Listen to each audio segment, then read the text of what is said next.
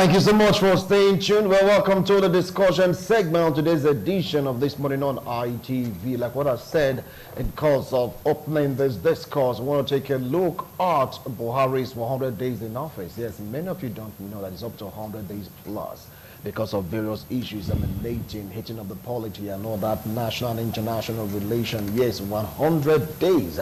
And every 100 days, people tend to, access the government, the pains and gains of Nigerians in the past 100 days, the second tenure. And if time permits, we'll take a look also at the impact of politically motivated projects. What are they? For the federal government talked about scrapping all politically motivated projects. How are they impacting on Nigerians? Anyway, I'd like to introduce my analyst. Sitting very close to me is a human rights activist, political analyst, public affairs commentator. Join me to welcome Leo Atakbu. Welcome to the show, sir. Thank you very much. Appreciate your comment. Thank you. All right. Sitting very close to Leo is James Edosiagbo. Yes, a political analyst. It's been a while. It's been a while, a very long time. Welcome, James. Thank you very I appreciate your comment. So very close to James is a legal practitioner, political analyst, public affairs commentator. Welcome, Barrister Patrick Osage. Barrister, welcome to the show. Pleasure. I'm happy to be here. Hello, viewers at home. All right, don't forget that today is the Thanksgiving service for the great Islam of Benin. He returned 85 come September 11. Before going to our discussion, I would like us to, talk about this enigma of our time, the great icon of our time. Turning 85 in this time and season is not a mean feat. I'll let me start off from you, Barrister Patrick Osage. How do you feel about Nigerians and, of course, the world, even Africa, celebrating this great icon, the Isama of Benin? Thank you very much. The Isama of Benin is an enigma, is a phenomenon. We just celebrate 85. I don't see him like that. To me, it's like he lives with our ancestors, because all you see about him as an individual is beyond age, time.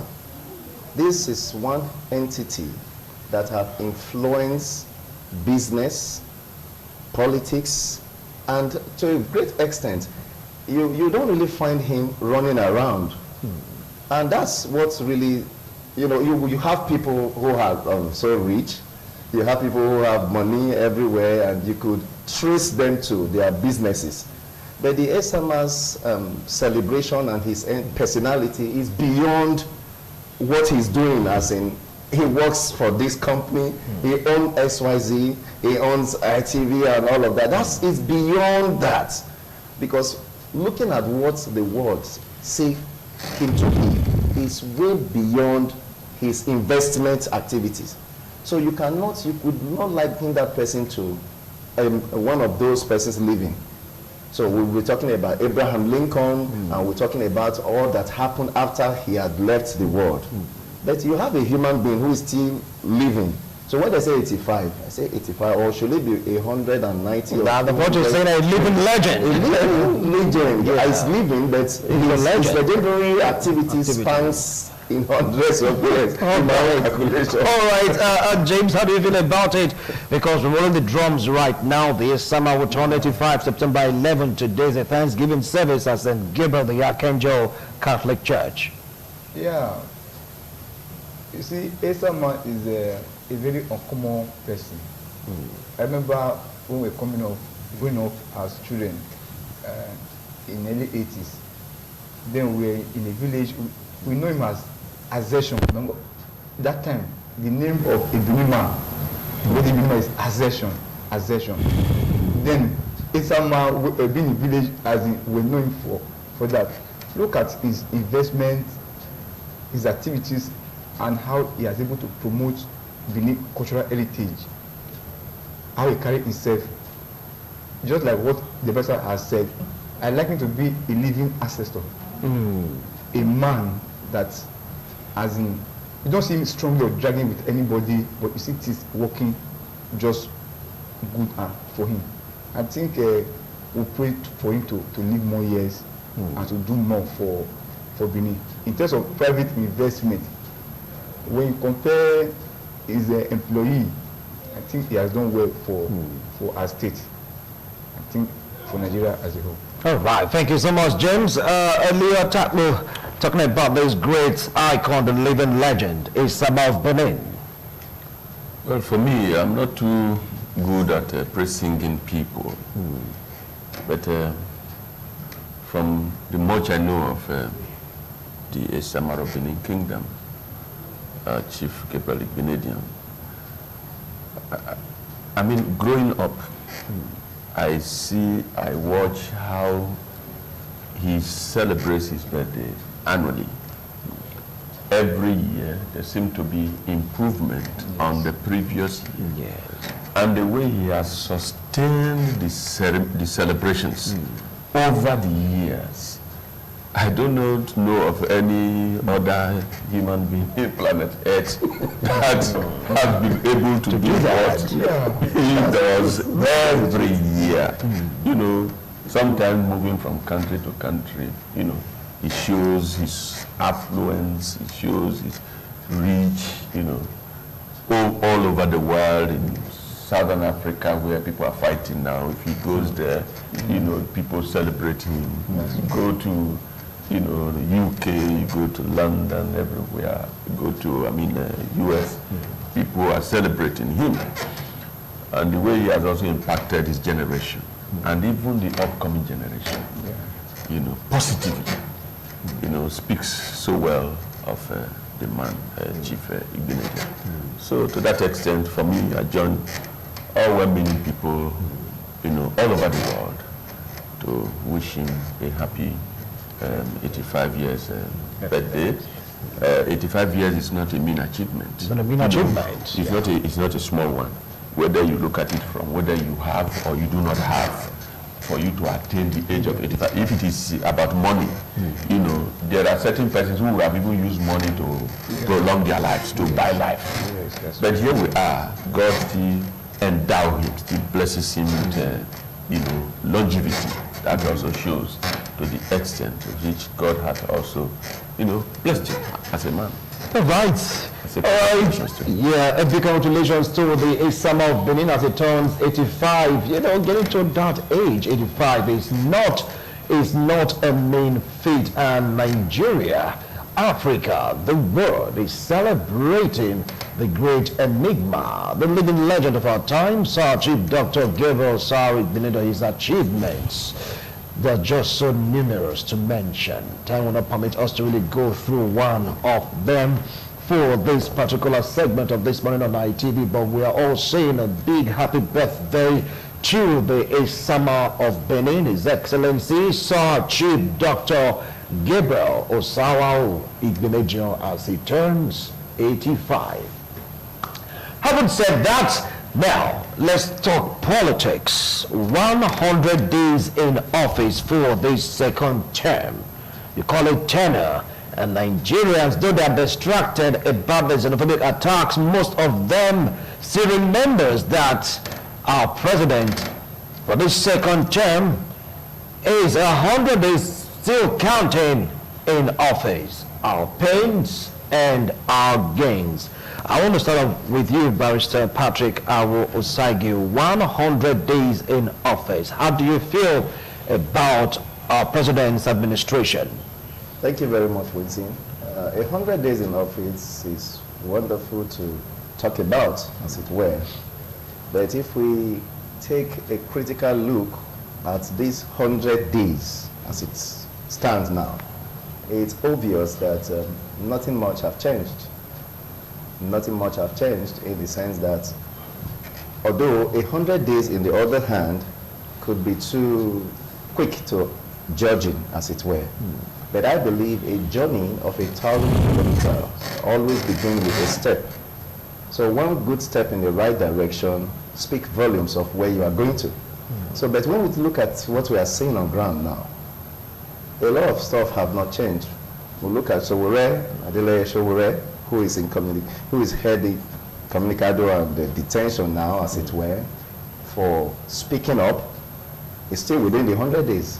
if we're going to be talking of activities that have unfolded within the 100 days, a man who had not committed a crime known to law in Nigeria yet, although there are allegations that he wants to topple the government and all whatnot, I know ordinarily when you commit an offense, you will be investigated. And when investigation is concluded, you could be arrested if you fail to come up. And then charges are preferred against you. And but we know the court granted a leave to the DSS to go and bring put up their allegations together and bring the charge.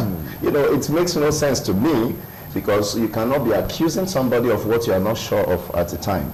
So that also brings an issue of fundamental rights that the lawyers are already fighting for. But so if you look at that again, having gone through so much before, so we don't expect that now. This is the last lap. We believe we should be one Nigeria. We should be more Nigerian at this critical time. The man spoke. The whole world is speaking. It's not just that in as much as I don't like him as a person, I'm not one of those that subscribe to the Soweres and whatever. But in this case, as it stands, I don't think Sowore have done anything. I don't like people that are so nasty, some way somehow, maybe talk and try to get. You don't attack personalities. There are things I don't like. But as a person, I think it's been treated unjustly. Now, that by the way, if you take a look at the country, look at the issues in the xenophobic attack, and it took Nigerians to be talking and talking. The government did not respond, although they later went ahead to say we are out of this, we are suspending this. It's uncalled for. I am not personally happy. 100 days in office, you should inspire your people. Leadership is all about impacting and inspiring the people and guiding them. But the Nigerians are still pulling out. Go to the international airport. They are still running out of this country. The big question is why? Because they're not seeing the light. Okay. So there's a light at the end of the tunnel. So 100 days in office, a lot have not happened except for what we have been experiencing before. All right, a lot hasn't happened according to Barrister Patrick Awo Osage. Comrade James, you were smiling while you were talking about we've not seen any change from the first tenor. Thank you, my brother. But I will take a departure from Barrister. That 100 days in office, a lot have not really happened.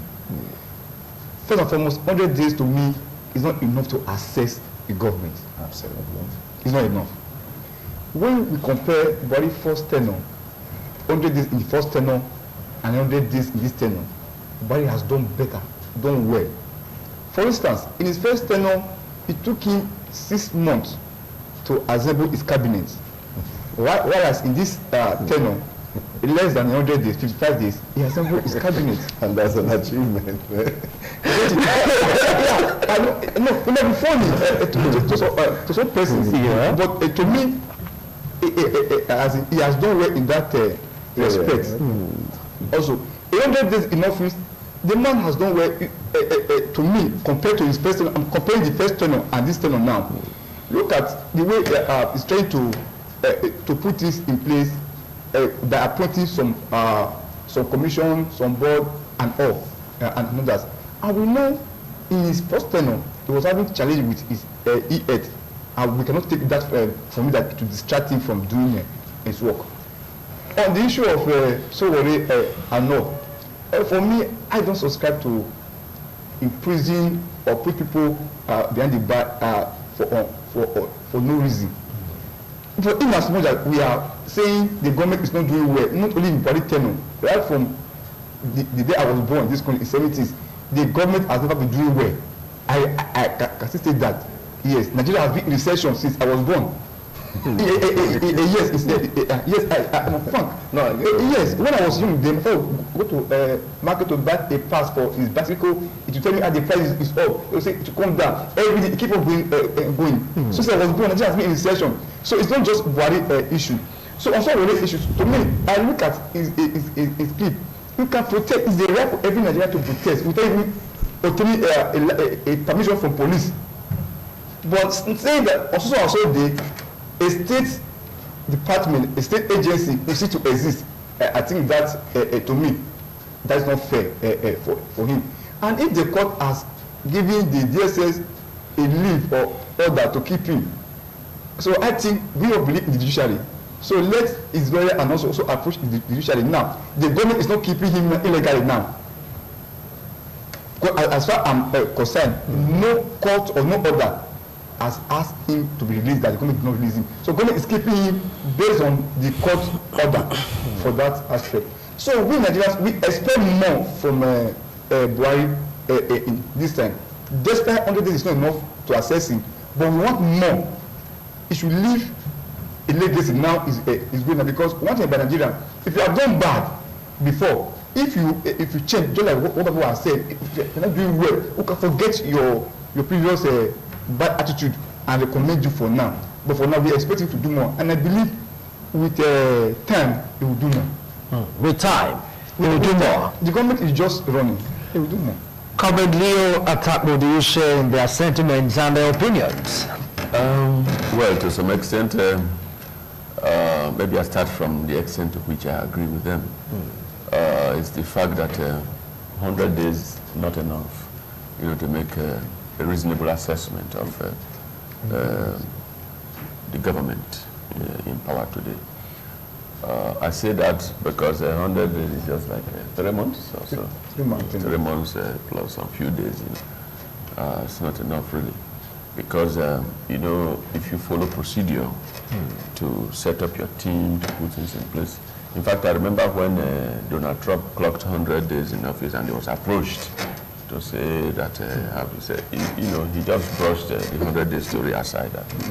That is not what it's about, But in terms of, looking at where we are coming from, I want to believe that someone like Mr. Buhari, I expected him to have fared better, within the period than he did, in the sense that he has done 4 years. So he already understood the job, that he was elected to do. So Nigerians expected more from him. And you wouldn't blame Nigerians from such expectations for obvious reasons. One, the issue of insecurity. Yeah, the issue of insecurity is still, we are still faced with it. We expected that more actions should have been taken to protect the lives of Nigerians anywhere they live in this country and even outside this country. The issue of Nigerians being chased away from Cameroon, Nigerians being chased away from Ghana, Nigerians being chased away from Southern Africa, it's an indication of, a failing state or a failed state. We are not doing enough. Do I empathize or sympathize with my comrade here who said since he was born, Nigeria has been in recession. But I believe strongly that the reason we have leadership, at least at that level of government, is to take care of the fears of people like my comrade James, is to ensure that prices don't go the way they keep going, Government exists to protect lives and property, to provide jobs for the citizens, to provide security, adequate security for the citizens. Are we having that? We're not having that. We're not even seeing signs that we're about having that. Each day you wake up, in fact, we are now becoming very religious by the day. People now just lose hope and just turn to God, for help. So I expected that Mr. Buhari, within these past 100 days, would have fared much better. In terms of the economic front, the economy is not faring any better. People are still not getting jobs. Nigerians are still being killed in their numbers. Yeah. Lives and property are still threatened. Infrastructure. I do not know what is happening to electricity all over Nigeria. It's not a thing of Abuja or Benin City or Lagos or whatever. There is still problem of electricity. And the steps that have been taken so far by this government, these 100 days, to address the issue of electricity. Now, first they have moved, what Buhari has done. He has adjusted, instead of lumping 3 ministries as he did in his first time, he has separated power from the rest now, perhaps with an intention of, improving electricity supply, because that is key to economic growth and development of any nation. So, having done that, we also expected that the newly appointed minister should also rise up to the occasion to provide Nigerians with electricity. We do not have electricity. So that is a serious problem. Whatever development you want to carry out, whatever jobs you want to carry out, whatever businesses you want to carry out, all of them depend on electricity. So expectations are still high in that area. We have not seen drastic action being taken. Those BEDCs, yes, I hear that they are the National Assembly or whoever, they are carrying out, they are launching a probe into how these people came about taking over all of our electricity supply and distribution. So let us see what comes out of all of that. All right, still talking about the 100 days in office, like what my guests agreed to, Nigerians ought to be getting more, because this is not the first bite, so to speak, of the presidency. He's been president for the past 4 years, and Nigerians are like saying that at least 100 days in office in this second term, Nigerians might be saying the next level. How come many Nigerians are not there yet? Some are saying there's no hope of even getting to the next level, even as we access the performance of beloved presidents for the past 100 days in office. Over to you, Barrister Patrick Awo Osaigi. How come Nigerians are not feeling this? How come they are not seeing it? How come they don't have hope? Many Nigerians, according to what Leo talked about. Now you're talking about Nigerians not having hope of things going to get better in that regard. Yeah. My brother just said here, obviously is my older brother. He is telling me that since he was a child, Nigeria has been in recession. And that one struck me. A man of his age cannot be lying. You should understand. Yeah. He's not 20 years, not 30 years old. He's over 40. And we are talking about that has been the situation. What you are talking about? You need to show yourself to your people. You need to be a part of their pain to offer solution. That is the truth.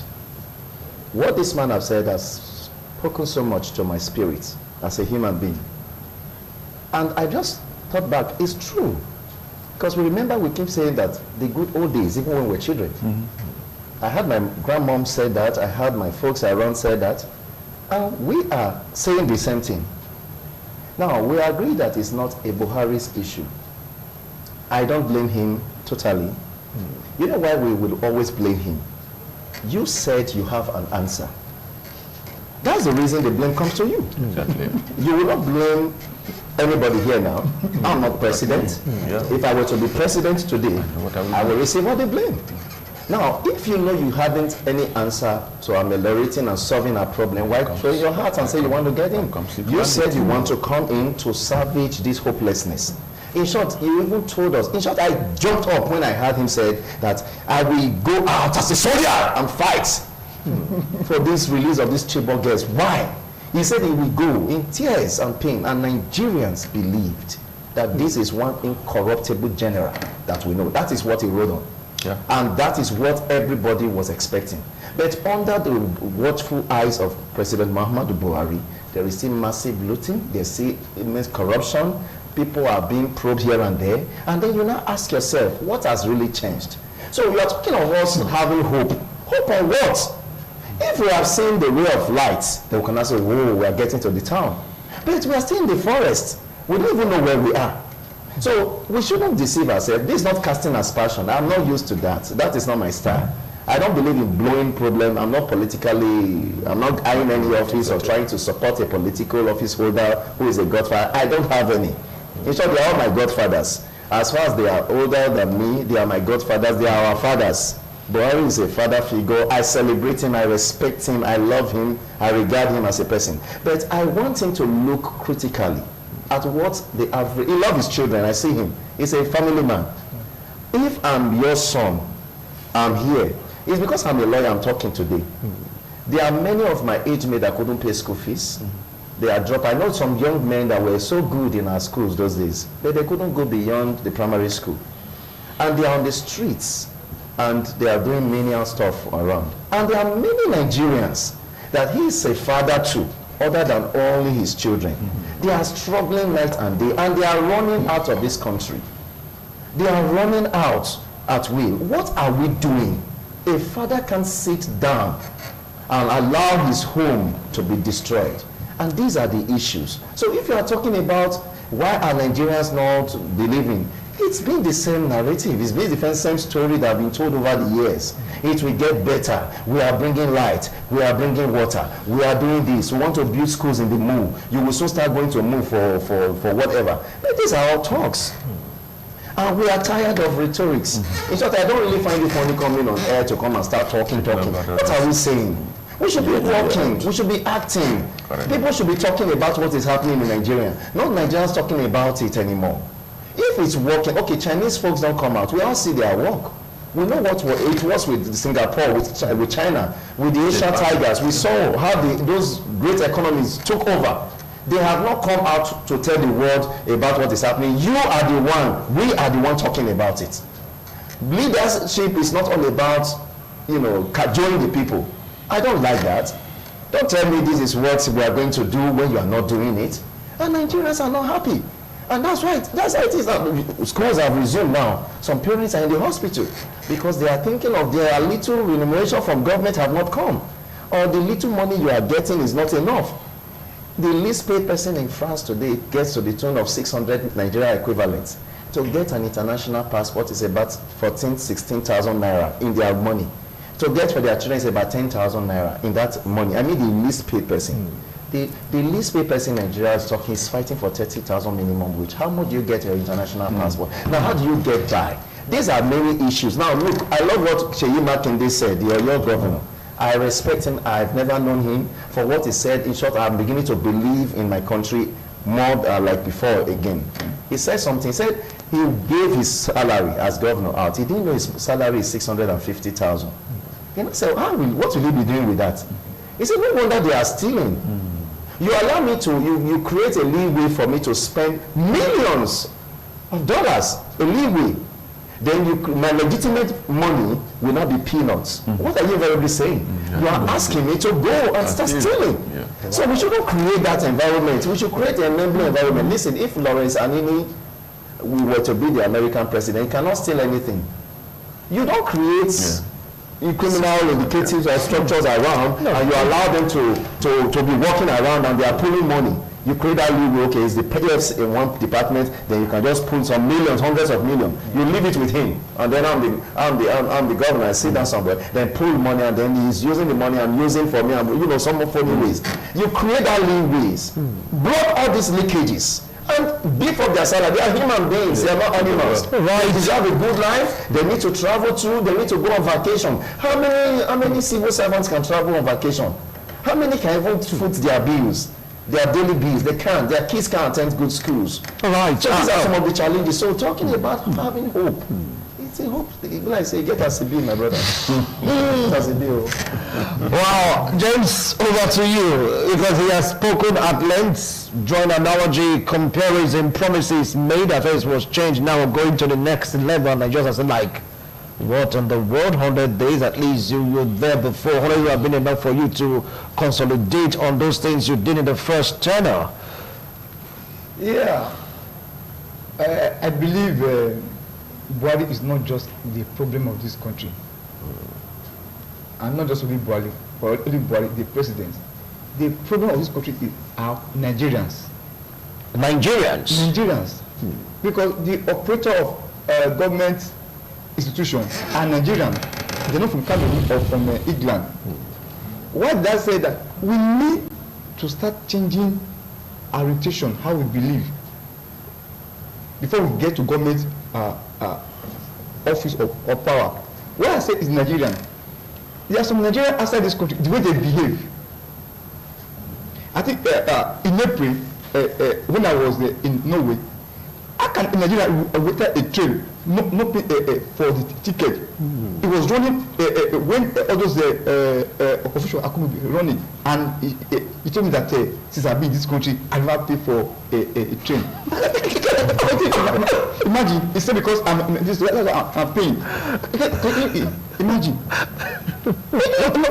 So it is a Nigerian thing. So how to free this country, to me, is simple and it's good if a true Nigerian want to free this country. Government activities, as you and I know, we know what's going on there. Like the issue of loot, I think very one advisors I know, and he cannot take a decision solely on this issue. So if the man is actually willing to fight corruption, what about people around him if they are not willing to fight corruption? Why you leader? What about they are not willing to fight corruption? So it is true that being the leader, the praise will go to him, and the blame also will go to him. They ought to be up and that, because it just is going to freeze this country. And I think it will do better in this last term, because for over 6 months now, we're not hearing about is the E8 or whatever. I think if you are having a standard, it will fix the country better. But for every of the cabinet minister, advisors and all, let everybody have this mind to work for Nigeria, not for themselves. You imagine some civil servant having more than 60 cars, civil servant having more than 60 cars. And what I will provide in a way, if the National Assembly can do that, let there be a capital punishment for corruption, not the one I will have a special court for when you put to court for 10-15 years. Like some government from the east, I will mention names, since they left office for over 3 years now, they've been in court. And to me, that is tiring. So when you have a special court for corruption, and the penalty should be what?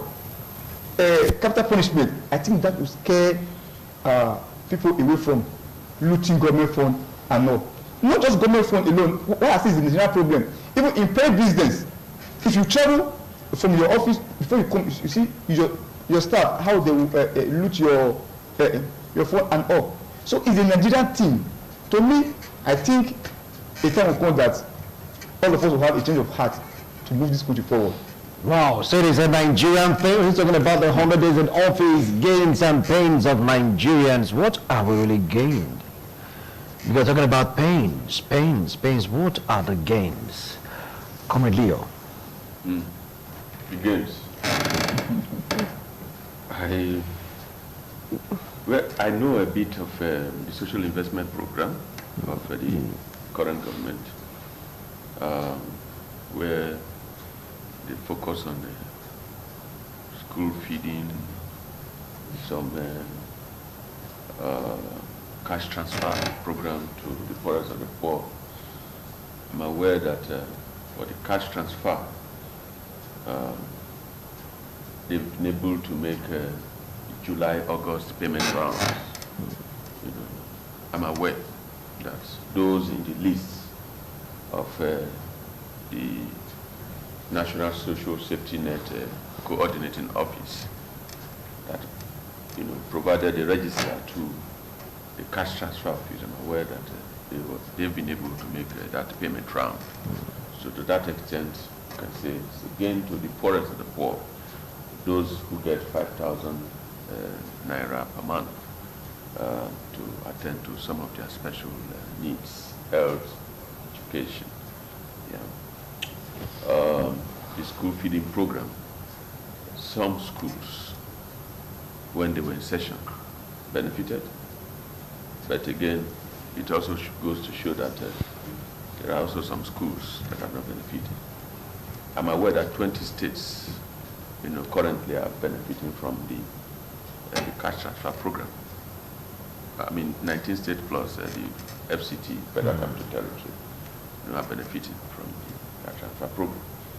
And I also see efforts by some states, because it's also something that states need to have a buy-in I also see that some states that were food dragging initially are now keen into that program, putting structures in place to ensure that they are also benefiting from that program. I'm also aware that some contractors that were on standby during the elections, some of them have also returned to site, working in some parts of the country. But I also know that a lot still need to be done. Apart from that, I really cannot put my finger to the real cause. I think also the recent policy of government to ban, not to give foreign exchange to people importing food, that's a good policy. It's a good start for Nigerians to now begin to think of how to produce, locally. But if you also place it side by side, what is happening with the herdsmen story, you really cannot defend that action because it's like you send people to fetch salt for you and you send rain after them, to hammer them and dissolve the salt in their hands. So whilst it is good for government to take that kind of proactive step to encourage domestic production so that we can at least attain self-sufficiency in food production, we also expect that government will guarantee security of the farmers, because prior to the discovery of crude oil, agriculture was the mainstay of the Nigerian economy. And people were not greedy. Corruption was at the lowest ebb. People, you can have just these 3 seats that we are using here now, and they are satisfied as a human being in Nigeria. But today we now have young folks who would not even want to finish their university. But they are living in palatial mansion. They have cars, they put earrings on the ear, because of the kind of value orientation or reorientation that they are grabbing from different directions. If you talk about cybercrime, Nigeria is about one of the best, negatively across the world today, but it's also that government is not doing enough in certain areas. If you are putting a policy to encourage domestic production, you should also put side by side adequate security. And the main problem of Nigeria, why we are where we are today, corruption just grew from all of those, is the issue of nepotism. You are there, Mr. President, you are protecting the Fulani ethnic nationality if you are a Fulani. If you are there as a Yoruba president, you tend to want to protect, the Yoruba. So that is a major problem. Ethno-religious sentiments. Ethno-religious sentiments. And you find, those in authority. Because when you talk about nation not moving forward, why do we have government in place? What is the primary purpose of government? To ensure that things are working well. Right. To provide for citizens. And if we say provide for citizens, we're not also talking of, okay, you provide all the means for all Nigerians, But the basic, basic amenities, electricity, roads. Look at if you are traveling to Port Harcourt, if you are going to just worry here, people will have to, go through all kind of forests before they now find their way into one, which is supposed to be a 45-minute drive from Benin City. If you are going to Abuja from Benin by road, you need to navigate all kind of, the road is so bad. I mean, some kind of rapid response. One will expect from government, from a responsible government. We are not talking about now. Okay, we have challenges. Okay, no doubt about that. We are not saying okay, fix all the roads overnight. But some spots, also when the bill is to you, there should be some kind of systems put in place for rapid response. Oh, this road is giving way here. Let us fix it quickly so that commuters can have a safe drive. Okay. But that is not happening. So when we talk about 100 days in office and save gains, I wonder what will be the gains if, such little things are not getting attention. It's as if we don't have government. But we know we have. But we are living our lives every day as though there is no government. So government should be responsible. We elected them to be there to address these problems. There's the way you take the stride and people will say, oh yes, these people are working. Particularly the timeliness of your response. It matters a lot because it can save lives.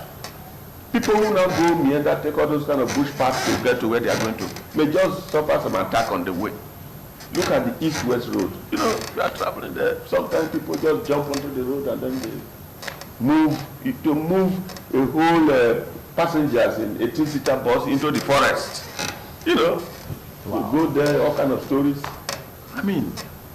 Okay, now he talked about some few games, talking about the money transfer, talking about the trader money, talking about also food feeding projects in some states of the federation. Does it really translate to at least one of the meaningful gains that Nigerians are looking up to forward to? Thank you, Wilson. Excuse me. I'm sure you really don't want my thoughts on that. Of course, we really have thoughts on that, but please, what the rules and regulations govern the airwaves? Excuse me. If you really want my thoughts on that, I will tell you, I don't see any gains in that. Like I said before, I'm a human being. I'm not an animal. Some time ago, in Dubai, I saw something. The way they took care of their animals. And then I was moved. The way, even my brother, Patrick Oholo, the other day, I saw him, we're together, taking care of his dog. Aja, Ekita, dog. I saw him pampering the dog, ensuring the dog was comforted. That's an animal. Now, you are talking of planning to feed children, human beings. My uncle just said now, he's aware of somebody giving 5,000 monthly. I know my uncle don't recharge his phone in a week with 5,000. Him sitting down here. So what are you doing? You are insulting the people. That's how I see it. I'm not saying give money. A Chinese proverb said, they said, don't give me fish. Teach me how to. We are not saying government, come and start cooking for us. Or should I just bring pots and start cooking in my house? What do I need that for? Create an enabling environment.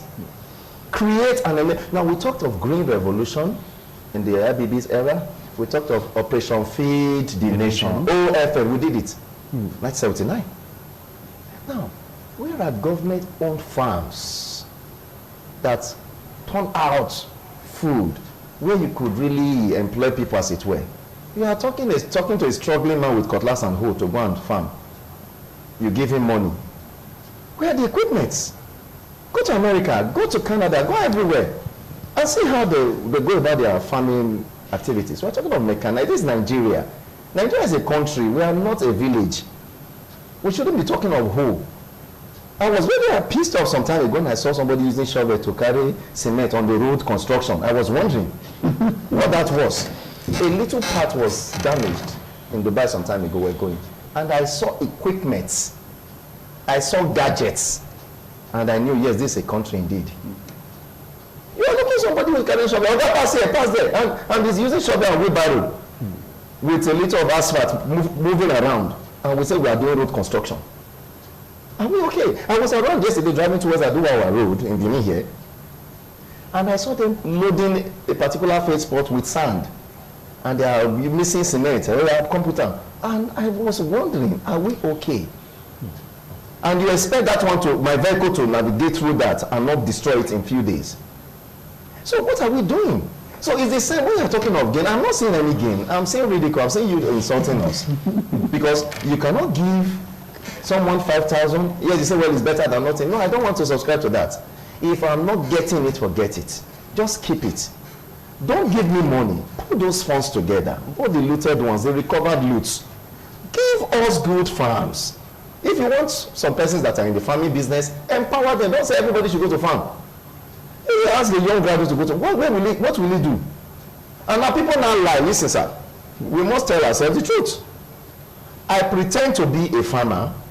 I go and rent some farm somewhere, put documents together, and throw it to the government. And they give me money because they know government will not be diligent enough to follow up. They throw the money at them and they might turn out and do some other stuff. So these are the issues we are having. We are not the major. He mentioned electricity. Which is it? Give us electricity in this country and say Nigeria turn this country to America. We are spending so much. I know as we are here on air now, I believe we are using Gen. We're on Gen. You can't even risk it. We're not having that one there. All the while we travel around and we see working countries and economy, we know these things have been put in place. Let's start feeding children in America now. Say, okay, let's be giving them money. What are you doing? What are you doing to citizens, not their dogs? We need to really treat our people well. You say Nigerians don't love Nigeria. Yes. I saw in Baghdad an American soldier dying. They were burning the American flag. He jumped at the flag and was using his body to quench the fire on the flag while they were lynching him to death. He was doing that because of his country.